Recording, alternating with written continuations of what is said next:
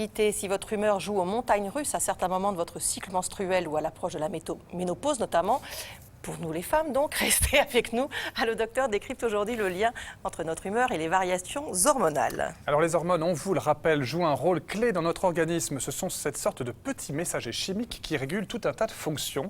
Elles contribuent à la fertilité, elles influent sur notre stress ou encore sur notre sommeil. Du coup, pas étonnant qu'elles aient un impact direct ou indirect sur notre humeur. Mais d'un autre côté, fort heureusement, nous ne sommes pas que des hormones. Qu'est-ce que le syndrome prémenstruel? Que se passe-t-il à la ménopause? Les hommes souffrent-ils aussi de troubles de l'humeur? Dans quel cas faut-il regarder la thyroïde de plus près et consulter un endocrinologue? Pour répondre à vos questions, le docteur Juliane Berdac est gynécologue et endocrinologue. Bonjour. Bonjour. Et Joanne Henry. Bonjour Joanne. Bonjour. On va parler dans quelques instants de votre problème de thyroïde et de votre traitement, mais puisqu'on disait que ça concernait aussi les hommes, je vous laisse la première question. Je ressens, ça n'est pas moi qui parle. Non, c'est Tariq. Tariq nous écrit « Je ressens souvent une nervosité et une agressivité lorsque je n'ai pas éjaculé depuis longtemps. Est-ce que c'est lié aux hormones ?» Quand on se retient, quand on a ça en soi. Alors, je m'occupe spécifiquement de femmes, donc je suis un peu gênée pour répondre. Mais oui, effectivement, je pense que des tensions importantes peuvent entraîner ce genre de réaction. Est-ce qu'il y a justement la même chose chez les femmes qui n'ont pas eu de rapport sexuel? Alors, c'est pas très clair, ça je ne pourrais pas vous répondre, mais oui, je pense aussi que ça peut exister. Les femmes qui n'ont pas de rapport sexuel, parfois ont une tension et une nervosité qui se calment après une bonne dispute ou après un rapport sexuel. Il vaut peut-être mieux avoir un rapport sexuel qu'une dispute, mais bon, ça c'est... Joanne, on ne va pas parler de votre sexualité, mais de votre thyroïde. Ça fait combien de temps que vous souffrez d'hypothyroïdie?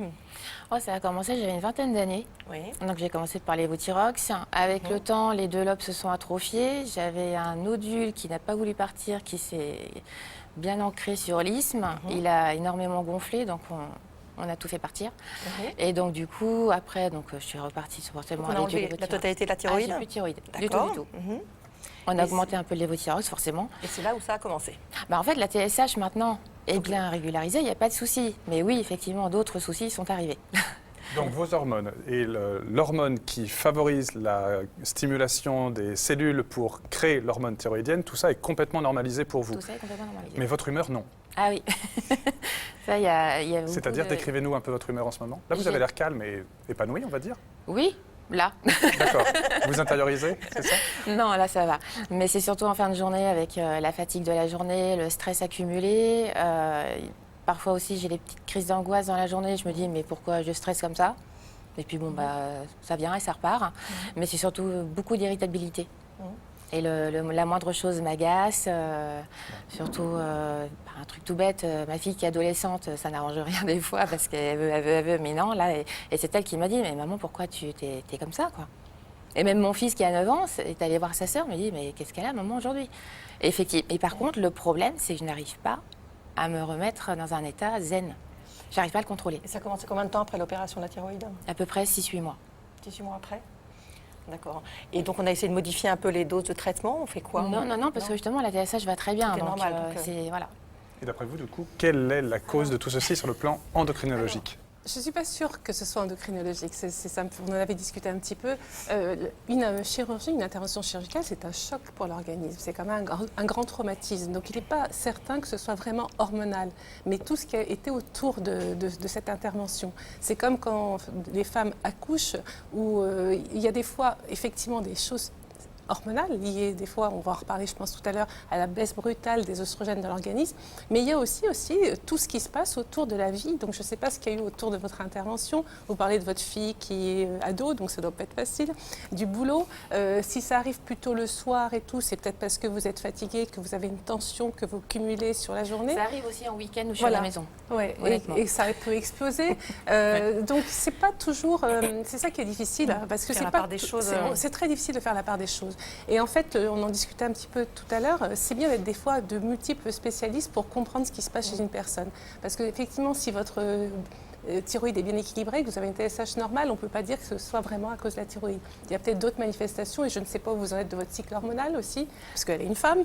Donc, est-ce que remarqué Sans blague.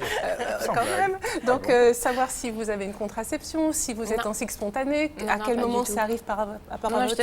Justement, je me suis fait stériliser. Donc, Oui, mais peut-être aussi qu'il y a des variations qui sont liées un peu au cycle et peut-être les noter, parce que parfois on dit c'est hormonal, c'est la thyroïde, mais c'est peut-être pas que la thyroïde.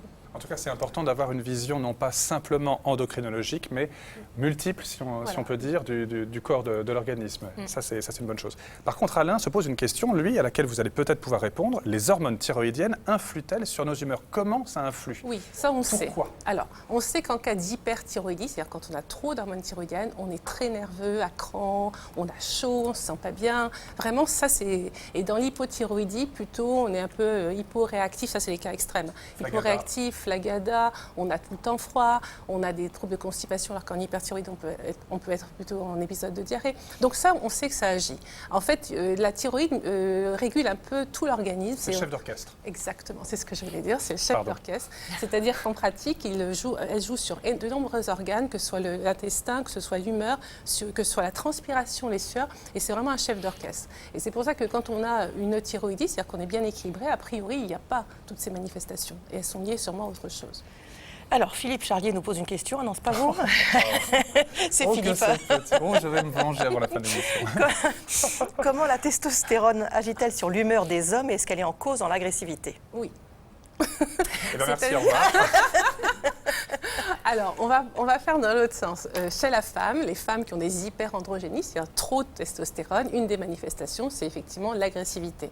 Et on sait qu'il y a une différence garçon-fille, c'est au moment de la puberté. Les garçons, ils sont quand même des fois plus agressifs. Lâchez-vous. Maintenant qu'on sait que c'est pas lui qui a posé la question, il faut y aller. Faites-vous plaisir. Donc la puberté, c'est un moment charnière. On a les garçons qui sont un peu plus agressifs, puis les filles qui vont peut-être un peu plus fluctuer au niveau de l'humeur, alors qu'on n'a pas ces différences garçon-fille avant la puberté. Donc la testostérone est vraiment, on va dire, impliquée dans l'agressivité. Il ne faut pas exagérer non plus. On peut avoir des taux de testostérone élevés et être un gentleman, n'est-ce pas, Philippe? Bon, c'est moi qui vais vous laisser maintenant. Je vais prendre ça comme un compliment. Qu'est-ce qu'on appelle les hormones du plaisir? Absolument aucune transition avec la phrase que vous venez de déclarer. Qu'est-ce que c'est les hormones du plaisir? Je pense qu'à mon avis, c'est l'endorphine. C'est une référence à l'endorphine, voilà, je pense. L'endorphine. Alors, vous savez qu'en tant qu'être humain, homme-femme, on est des petits animaux. Et donc, on réagit comme des petites souris, c'est-à-dire qu'on va chercher notre plaisir où on peut. Donc, soit en allant manger, soit en allant faire du sport, soit en ayant des rapports sexuels, en faisant l'amour. Toutes ces hormones-là qui vont augmenter les hormones du plaisir au niveau du cerveau. Ça fonctionne comment, l'hormone du plaisir? C'est quelque chose qui satisfait, on va dire, le cerveau, la conscience, et du coup, on a envie d'y retourner? Ou c'est quelque chose qui nous sert à bien nous sentir? Alors, c'est des choses qui servent à bien nous sortir, mais là, à bien nous sentir, mais on peut aussi être addictif. Et on décrit des addictions, c'est-à-dire que quand on peut avoir des addictions sexuelles, on sent que ça nous a fait plaisir, et on va retourner, et on va avoir plusieurs rapports par jour, ça devient obsessionnel. Donc, ces hormones-là, tout est une question de modération et de modulation, oui. Juste une question, puisqu'on parle des hommes, votre mari réagit comment face à vos sautes d'humeur? Il comprend? C'est difficile pour lui? Oui, ça va, il reste zen. Il reste zen? Il reste zen. Tant mieux. Mais c'est vrai que moi, j'ai envie de dire de ne pas regarder du côté de la thyroïde, mais peut-être d'autres choses. D'accord. Géraldine nous dit: quelques jours avant mes règles, j'ai un spleen important, je me sens incapable de réussir, j'ai envie de démissionner par exemple. Alors justement, cette question-là amène à parler de syndrome prémenstruel. À l'approche des règles, on observe une chute de la progestérone, l'une des hormones impliquées dans le cycle menstruel. Cette chute hormonale est plus ou moins bien vécue selon les femmes et leurs époux. Certaines, en plus de désagréments physiques, voient aussi leur humeur se modifier. Quand ces troubles reviennent régulièrement, on parle même de syndrome prémenstruel. Vous voyez, j'ai même du mal à en parler. Mélanie Morin et Simon Paugeois ont recueilli le témoignage d'une jeune femme concernée par ce problème. Si j'ai décidé d'en parler, c'est parce que moi, je suis extrêmement déprimée à ces périodes-là. Pendant 5 à 6 jours, ou plus parfois, je subis ma vie, j'ai envie de rien, je dors mal, j'ai même pas envie de manger. Et toutes mes angoisses ressurgissent, je me sens lasse, fatiguée, ma sensibilité est exacerbée. Quelques mots et ses dessins postés sur son blog ont permis à Mélanie d'exprimer le mal-être qu'elle ressent chaque mois à l'approche de ses règles. Pour représenter mon syndrome prémenstruel, j'ai surtout utilisé des choses un peu littérales comme être au fond du trou. Enfin, c'est quelque chose que je trouve assez parlant et qui parle aussi visiblement à pas mal de lecteurs et lectrices sur mon blog. Aussi être englué dans ses émotions, c'est-à-dire savoir qu'elles sont là, mais en même temps avoir du mal à les distinguer et surtout avoir la sensation qu'elles s'accrochent à soi et qu'on ne peut pas s'en extraire. Dans ces moments-là, la jeune femme est à fleur de peau et cela impacte sa relation aux autres. Je vais prendre beaucoup sur moi et je vais avoir l'impression, c'est peut-être un petit peu fort, mais d'être un peu persécutée et vraiment, ma vision des choses va être globalement modifiée pour que je me sente mal et que je vois tout en noir. Pour tenter d'atténuer ces symptômes, Mélanie se tourne vers les plantes sans succès. J'ai essayé le millepertuis sous forme de gélules, l'huile d'onagre, les tisanes à la sauge. C'est toujours un petit peu de la tambouille, des petites astuces qu'on se donne entre nous, des choses plutôt naturelles, mais moi, ça ne m'a pas convaincue. Malgré tout, l'humeur de Mélanie s'est améliorée ces dernières années et elle peut compter sur le soutien de son compagnon qui la connaît par cœur. Je le perçois, qu'elle va pas bien, je le perçois d'autant plus que Mélanie est plutôt d'un naturel enjoué. Et du coup, il y a vraiment une sorte de gros contraste entre les moments où elle va bien et les moments où elle va pas bien. J'essaye d'être là pour elle, ou du moins de la déranger le moins possible, et de ne pas trop empiéter sur son espace personnel. Cet espace, cette sérénité, Mélanie les a trouvés en changeant de vie. Il y a 1 an, elle quitte la ville pour la campagne et ce contact avec la nature semble lui réussir. Être au grand air, pouvoir jardiner, pouvoir me balader avec mon chien, je me suis rendu compte que c'était effectivement le genre d'activité qui me changeait les idées et qui me permettait de plus me focaliser sur ces émotions négatives et de mieux vivre ce moment du mois. Mélanie est enfin parvenue à apprivoiser son syndrome prémenstruel.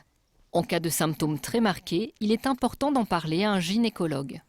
Alors vous retrouverez les dessins de Mélanie alias Nepsy sur son site nepsy.fr. Alors le millepertuis, le retour à la campagne, qu'est-ce que vous en pensez de tout ça? Alors, pour parler du cas de Mélanie, on reprend peut-être un peu le syndrome prémenstruel. Donc c'est effectivement, certaines femmes sont très sensibles à la chute des hormones juste avant les règles. Œstradiol et progestérone qui chutent et ça les déstabilise. Par contre, on parle de syndrome prémenstruel quand c'est des choses qui se répètent sur 3 cycles successifs. Donc il y a des symptômes physiques, gonflement des seins, irritabilité, voire constipation, tension, et puis des symptômes psychiques qui peuvent être une dépression, une nervosité, des problèmes professionnels ou avec sa famille et tout. Et quand ça se répète vraiment de façon régulière, il y a des tableaux pour l'évaluer d'ailleurs qu'on peut trouver qui permettent de quantifier le syndrome prémenstruel et surtout après quand on le traite de voir s'il y a une amélioration ou pas. Donc c'est important de le quantifier. Beaucoup de femmes disent qu'elles ont un syndrome prémenstruel, mais c'est souvent des petites variations prémenstruelles qui ne sont pas des vrais syndromes prémenstruels. Le vrai, ça peut aller jusqu'à des suicides, jusqu'à des tentatives de meurtre, ça peut être très grave. Ça fait partie même d'une classification psychiatrique parfois. Donc pour revenir à Mélanie, en fait, on voit bien dans son parcours qu'elle a essayé. Alors attention, millepertuis, ça entraîne des problèmes hépatiques, ça peut faire des insuffisances hépatiques, c'est très toxique, donc il ne faut pas le prendre comme ça.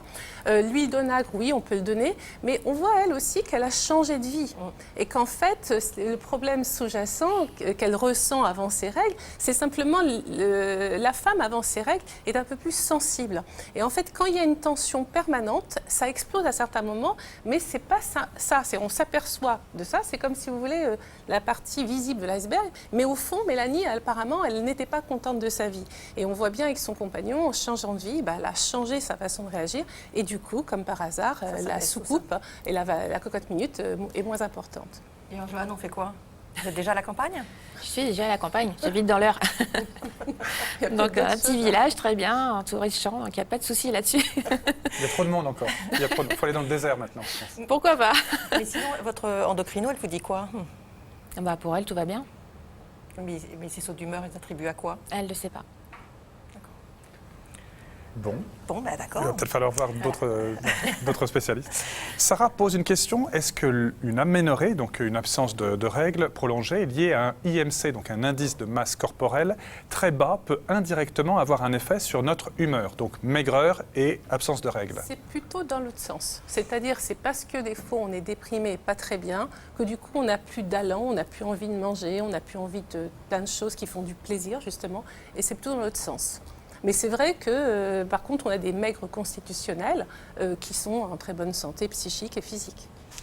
Anouk nous dit que l'arrêt de sa pilule a été une révélation. Retour de sa libido, plus d'humeur noire. Ma prochaine contraception sera sans hormones.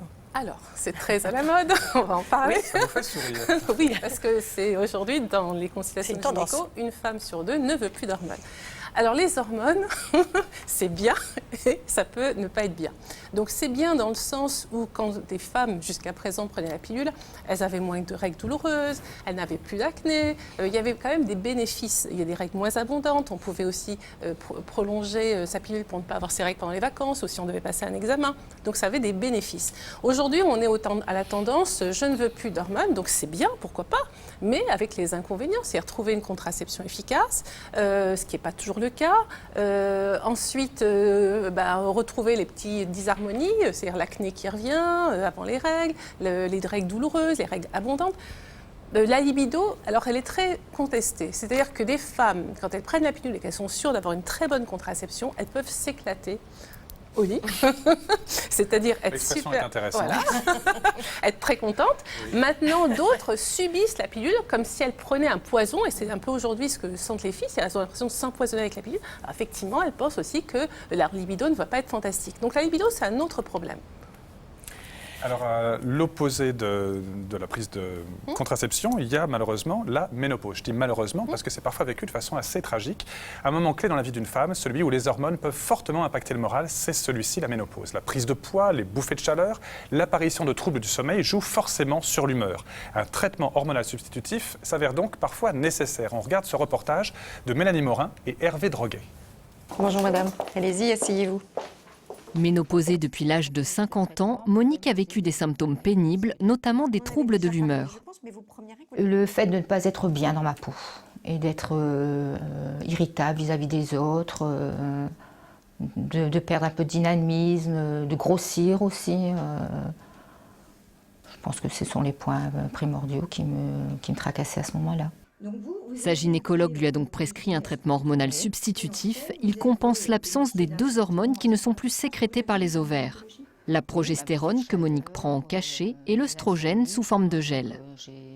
Pour le traitement, la modalité d'administration, la voie transdermique, ça ne vous pose pas de problème? Pas du tout. Je prends le cachet le soir et ça m'apaise. Et l'œstrogène en gel que je mets sur les bras le soir également. Ça pénètre très vite, il n'y a pas de souci. Ce traitement très efficace a pourtant été remis en cause par une étude américaine en 2002.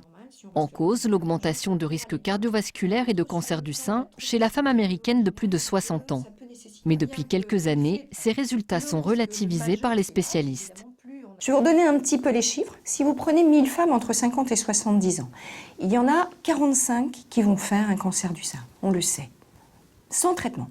Si vous prenez ces 1000 femmes entre 50 et 70 ans et que vous les traitez, vous avez une petite idée du nombre de femmes qui fera un cancer du sein en plus? Non. Vous vous souvenez pas? Non, je me souviens plus. 2 femmes Oui, de plus. Donc au lieu de 45, nous serons à 47.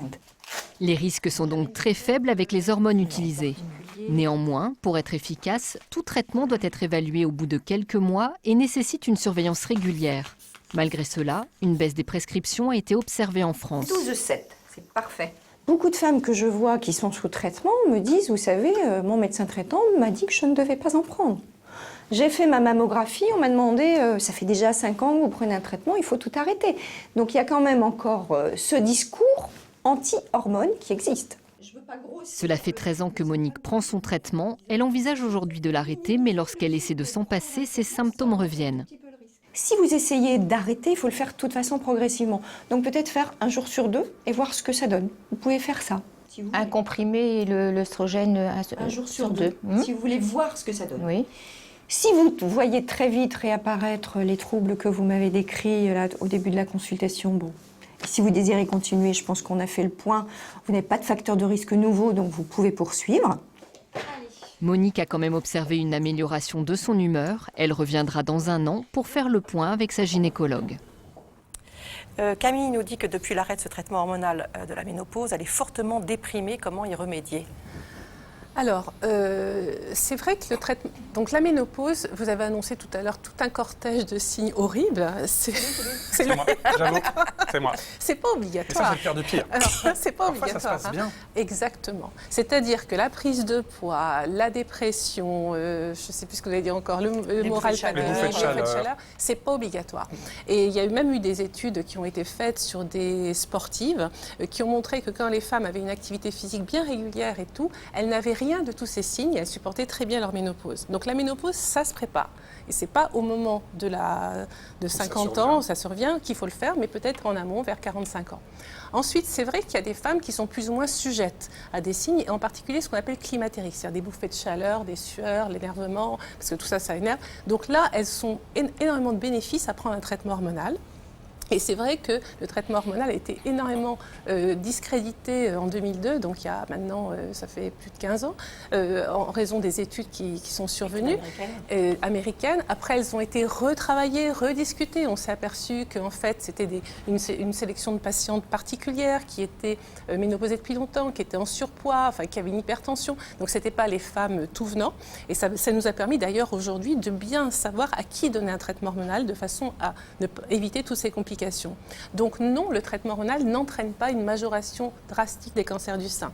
Non, le traitement hormonal n'entraîne pas de majoration du risque cardiovasculaire. Mais chaque patiente qui arrive vers la cinquantaine va rentrer dans la maladie cardiovasculaire et dans le risque de cancer du sein. Donc il faut bien savoir dépister ces patientes. Et du coup, est-ce qu'on a envie de dire à Camille, reprenez-la, en étant accompagnée par un gynéco ou un endocrino? On a envie de dire reprenez-le, et puis peut-être, comme l'a dit le docteur Letombe, essayez de le diminuer progressivement, parce que c'est vrai qu'on peut, il y a des patientes qui le prennent 20 ans, mais les recommandations de la Haute Autorité de Santé, c'est de le prendre 5 ans, et puis après de le réévaluer, et de le réévaluer de façon annuelle. Si elle n'est pas bien, effectivement, il n'y a pas de raison qu'elle ne soit pas bien. Façon, mais est-ce que c'est que ça? Un traitement hormonal, c'est de toute façon jamais bon de l'arrêter brutalement. Jamais. Il faut que les glandes puissent s'adapter au fur et à mesure. C'est très important. C'est-à-dire un traitement hormonal, que ce soit le lévothyrox, que ce soit les corticoïdes. Les corticoïdes. On arrête tout doucement chaque fois. On fait un jour sur 2, un jour sur 3, et on ne le fait jamais tout seul. Alors Joanne, justement, avec ces sautes d'humeur que vous avez actuellement, vous appréhendez l'arrivée un jour de la ménopause qui risque de... Oui, franchement, oui. Comme je vous ai dit, il ne faut pas l'appréhender, ça se prépare, c'est vraiment important, il faut voir un médecin, regarder un petit peu tout, et pas que les hormones. Souvent les femmes qui ont des problèmes en périménopause, c'est les femmes qui en avaient déjà au moment du syndrome prémenstruel. Donc c'est un certain type de femmes, des fois il y a des carences qu'on oublie complètement, qui peuvent être une carence en calcium, en magnésium, une alimentation qui n'est pas adéquate, peut-être une insuffisance d'activité physique. Donc ça, vraiment, il faut regarder un ensemble chez la femme et pas simplement le côté hormonal.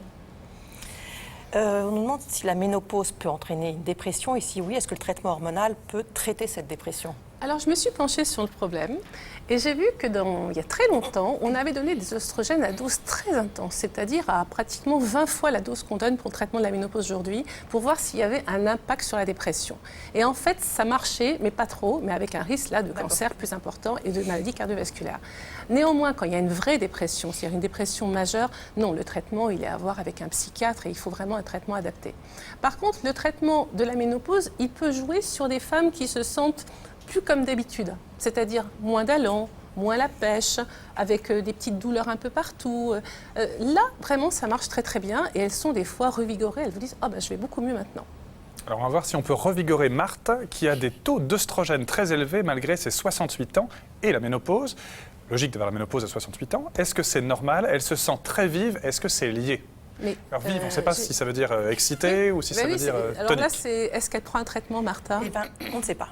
C'est pas clair. Parce que les oestrogènes élevés, il faut qu'elle consulte. Là, il se passe quelque chose. Il y a quelques tumeurs, enfin, je ne veux pas l'angoisser, mais il y a quelques tumeurs qui peuvent sécréter des oestrogènes et ça, c'est pas tout à fait normal. Donc, si elle n'a pas de traitement, il faut qu'elle consulte. Si elle n'a pas de traitement, il faut absolument qu'elle consulte. Dans tous les cas, Marthe, consultez votre médecin. Voilà. Ouais. Fatima a 26 ans, elle ressent des bouffées de chaleur intenses à certains moments. Est-ce que c'est le signe d'une carence hormonale? Alors, a priori, vu son âge, c'est rare. Donc les ménopauses et l'insuffisance ovarienne prématurée, c'est quand même très rare à cet âge-là. On parle, c'est avant 40 ans. Maintenant, vraiment, l'insuffisance ovarienne, c'est l'arrêt des règles pendant plus d'1 an. Donc, on peut avoir des bouffées de chaleur qui peuvent être liées au stress, qui peuvent être à une hyperthyroïdie, qui peuvent être liées à des malaises hypoglycémiques. Enfin, c'est pas obligatoirement lié à la ménopause. Christian, petite question pour les hommes. Merci Christian. Après une prostatectomie radicale, mon humeur est devenue placide. Je suis comme un vieux matou, je cite, dormant sur les genoux de mémé. J'adore Christian. Pourquoi? C'est la testostérone. Voilà. Donc là, c'est l'ablation totale de la prostate. C'est marrant, j'ai l'impression que c'est étrange parce qu'il a toujours ses testicules qui sécrètent des hormones masculines, ce monsieur. Donc il ne devrait pas...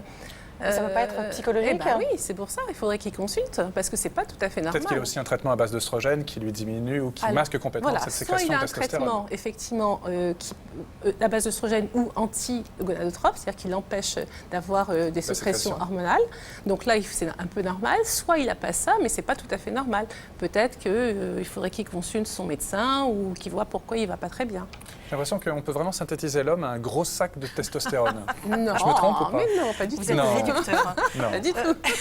Fabienne a des bouffées de chaleur intenses et brutales avec flush pendant les rapports sexuels uniquement. Elle demande si c'est hormonal, elle a 48 ans. C'est peut-être un orgasme, non? Alors, c'est peut-être un orgasme. Je me demande si vous n'êtes pas un peu testostéroné, vous. Il a une très bonne réflexion, c'est peut-être ça. Vous êtes Par d'accord? contre, je suis tout à fait d'accord avec vous. Écoutez l'endocrinologue. Oui, tout à fait d'accord.